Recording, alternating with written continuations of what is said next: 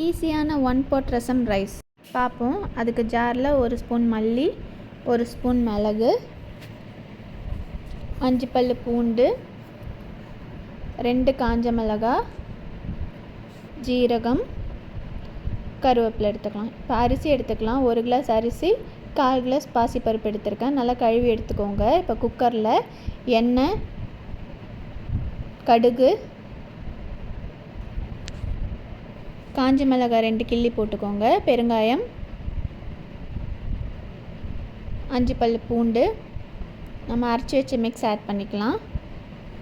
தேவையான அளவு உப்பு, மஞ்சத்தூள், 1 தக்காளி ஆட் பண்ணிக்கலாம். 1 எலுமிச்சம் சைஸ் புளி எடுத்து கரைச்சி வச்சுக்கோங்க. இப்போ கழுவி வச்ச அரிசி போட்டுட்டு 4 கிளாஸ் தண்ணி ஆட் பண்ணிக்கலாம். 3 விசில் விட்டு எடுத்துக்கலாம். அவ்வளோதான், ஈஸியான 1 pot ரசம் ரைஸ் ரெடி.